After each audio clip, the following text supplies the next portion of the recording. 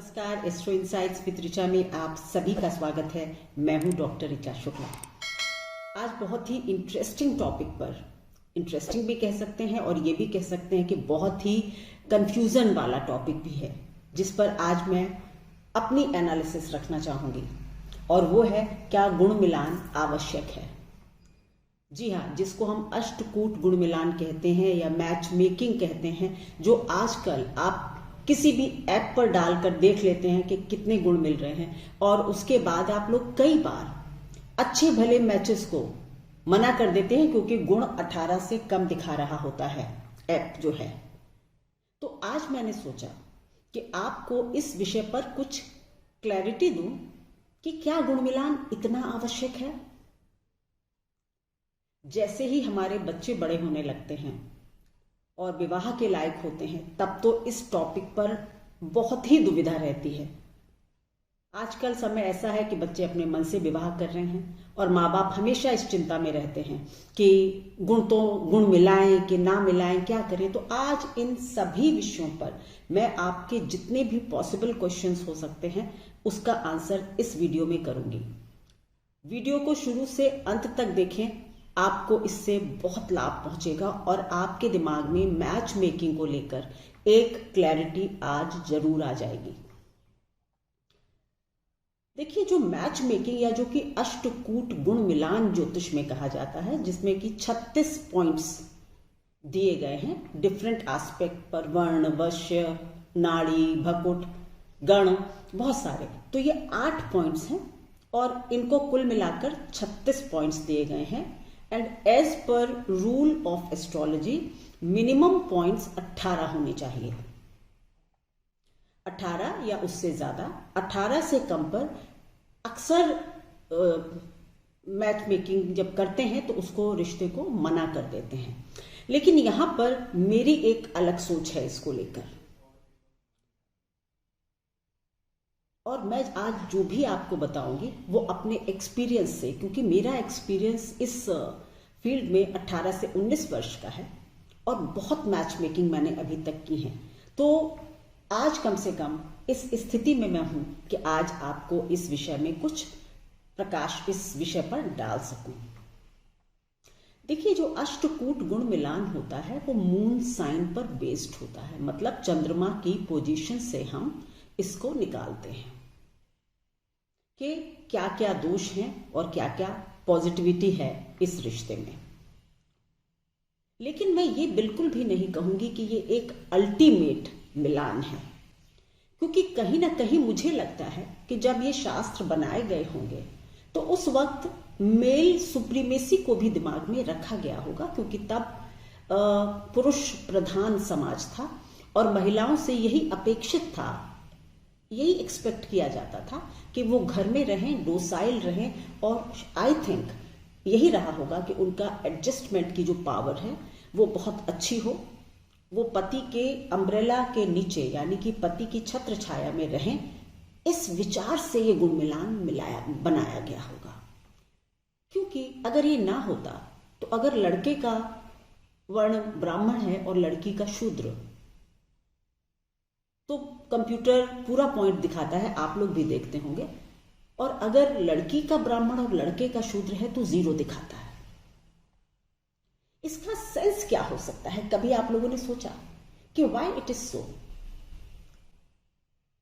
पुरुष प्रधान सत्ता थी, इसलिए इस तरह के हर चीज में if male supremacy is there तो मैच मेकिंग अच्छी है, अन्यथा सही नहीं है। मेरा मानना यह है कि भकुट दोष जो है या जो नाड़ी दोष है,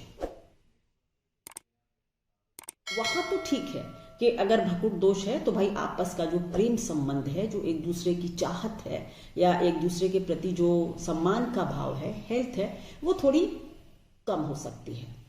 प्रेम का जो क्वांटिटी है एक दूसरे के बीच में कम हो सकती है, ठीक है। लेकिन बाकी सारे पैरामीटर्स में मैंने देखा कि हमेशा ही अगर लड़के का बेटर है और लड़की का कम है तो उसमें पूरे पॉइंट्स मिलते हैं। तो मेरे हिसाब से आज के समय में ये मैं हमेशा कहती हूँ कि ज्योतिष को देश काल वातावरण के हिसाब से बदल जाना चाहिए। या हम ज्योतिषियों का फर्ज बनता है कि इसको देश काल के हिसाब से ही जांचें और परखें। आज के समय में जब कन्याएं, बेटियां, डॉटर्स इतनी आगे जा रही हैं, when they are equal to their male partners, पुरुषों के बराबर काम कर रही हैं, तो फिर इस सुप्रीमेसी का या इस गुण मिलान को मुझे लगता है कि थोड़ा सा ये इररेलेवेंट हो जाता है, यानी कि प्रासंगिक नहीं रहता है। कुछ पॉइंट्स हैं जिनको कि ध्यान से देखना चाहिए, गण, भकुट एंड नाड़ी। बाकी चीजें जो हैं छोटी छोटी, उन पर बहुत ज्यादा ध्यान नहीं देना चाहिए। और नाड़ी के विषय में भी ये है कि कुछ समय मुझे लगता है कि ज्योतिष को मैंने क्योंकि काफी क्रिटिकली पढ़ा है, तो मैंने देखा कि ये कहा गया कि भाई नाड़ी दोष का जो असर है वो ब्राह्मणों पर ज्यादा होगा। अब ये कहां से बात आ गई? ये मेरी समझ के परे है कि क्या सितारे जाति पहचान सकते हैं? तो इस विचार को रखते हुए मैं हमेशा ही बहुत हर चीज को क्रिटिकली एग्जामिन करना पसंद करती हूं। ऐसा कैसे हो सकता है कि चंद्रमा को ये पता हो कि ये ब्राह्मण हैं, या मंगल को पता हो कि ये ब्राह्मण है, कि वैश्य है, कि क्या है? ये जाति प्रथा तो नीचे बनाई गई थी ना समाज में। तो कहीं ना कहीं गुण मिलान की जो रेलेवेंस है वो मुझे अब बहुत ज्यादा नहीं लगती है, लेकिन मैं इस बात पर अवश्य बहुत ही इंपॉर्टेंस देती हूं कि मून साइन लॉर्ड्स आपस में फ्रेंडली होने चाहिए, मित्र होने चाहिए, तब रिश्ता अच्छा चलता है। जैसे कि अगर लड़की का चंद्रमा सिंह राशि में है और लड़के का चंद्रमा धनु राशि में है, तो सूर्य और बृहस्पति आपस में मित्र हैं, तो ये मैच मेकिंग अच्छी चल सकती है। क्यों? क्योंकि चंद्रमा मन का कारक होता है और सारी कॉम्पैटिबिलिटी मन से है। जब हम अपने काउंटर पार्ट को, अपने स्पाउस को अपना मित्र मानते हैं, तो हम उसके साथ उसको अच्छाई बुराई के साथ स्वीकारते हैं। वी ऑल नो कि हम अपने फ्रेंड्स को कैसे ट्रीट करते हैं, है ना? उनकी हर बुराई को ढाक लेते हैं, छुपा लेते हैं और उनको ये भी कहकर माफ कर देते हैं, I know he is not good but after all he is my friend और शी इज माई फ्रेंड। तो ये जो फ्रेंडली एटीट्यूड है, ये आज के समय में विवाह में बहुत आवश्यक है। तो प्लीज, चाहे गुण मिलान उतना अच्छा ना भी हो रहा हो, 12-15 पॉइंट्स भी मिल रहे हो, लेकिन अगर मून साइन लॉर्ड्स फ्रेंडली हैं तो वो रिश्ता किया जा सकता है, कोई दिक्कत नहीं होगी। दूसरा बहुत इंपॉर्टेंट बात है कि शुक्र की आपस में कैसी पोजीशन है ये जरूर देख लें। जैसे कि उदाहरण के लिए, अगर शुक्र आपस में केंद्र में प्लेस्ड है या केंद्र और त्रिकोण की स्थिति में है तो रिश्ता बढ़िया चलता है, और अगर आपस में शुक्र की पोजीशन 6, 8वें, 12वें में होती है तो अच्छा नहीं चलता। उदाहरण के लिए, अगर किसी कन्या का शुक्र लग्न में है और लड़के का 5वें भाव में है, तो यानी ये 1-5 एक दूसरे से नव पंचम योग है, अच्छा है। या फिर शुक्र 10वें घर में है, 7वें घर में है, ये भी अच्छा योग है, विवाह किया जा सकता है। पर अगर लड़की का शुक्र या लड़के का शुक्र लग्न में है और लड़की का 6ठे घर में है या 8वें घर में है, तो फिर थोड़ा सा अच्छी मैचिंग नहीं होती है। तो गुण मिलान से ज्यादा चंद्रमा की मैत्री को देखें, उसके बाद बृहस्पति की आपस में पोजीशन देखें, वो 6, 8, 12 की नहीं होनी चाहिए।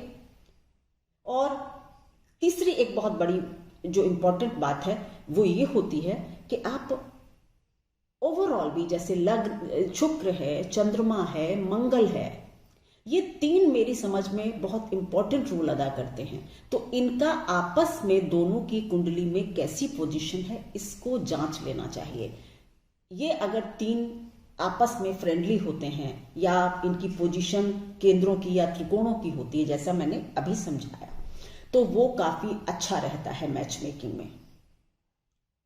बाकी मंगल दोष को भी बहुत ज्यादा, एक कहते हैं ना कि एक बहुत ज्यादा उठापटक की गई है कि मंगल दोष है तो अब क्या होगा। तो उस विषय पर मैं एक अलग वीडियो बनाऊंगी जिसमें आपको मंगल की सारी भ्रांतियां, सारे कंफ्यूजन्स दूर कर दूंगी कि मंगल दोष होने पर भी किस तरह से निश्चिंत रहा जा सकता है। ये मैं किसी और वीडियो में आपसे बात करूंगी। आज केवल और केवल मैच मेकिंग पर। तो यहां पर ध्यान रखने की 3 बातें हुई कि चंद्रमा फ्रेंडली मून साइन होना चाहिए, चंद्रमा की मित्र राशियों में उपस्थिति होनी चाहिए, शुक्र की केंद्र या त्रिकोण की पोजीशन होनी चाहिए आपस में, ठीक है। और तीसरी जो इंपॉर्टेंट बात ये थी कि चंद्र, मंगल और शुक्र की आपस में स्थिति भी अच्छी होनी चाहिए। अगर इन 3 ग्रहों की केंद्र और त्रिकोण की पोजीशन बन जाती है तो विवाह अच्छा चलता है, कोई भी दिक्कत नहीं आती। तो आज के समय में गुण मिलान उतना प्रासंगिक नहीं है। ये मैं नहीं कहती कि बिल्कुल निर्मूल है, कोई वेटेज नहीं देनी चाहिए, लेकिन सारी वेटेज इसी को नहीं देनी चाहिए, क्योंकि 30 से ऊपर के जो गुण होते हैं जब वो मिलते हैं तो भी वैवाहिक जीवन में थोड़ी सी उठापटक आती है। क्योंकि अगर हमारे ज्यादा गुण मिलते हैं तो हम एक जैसे हैं ना, तभी तो सब कुछ मिल रहा है। एंड वी ऑल नो कि ऑपोजिट अट्रैक्ट्स, है ना। एक दूसरे की तरफ खिंचाव तब होता है जब थोड़ा सा एक दूसरे से अलग होते हैं हम।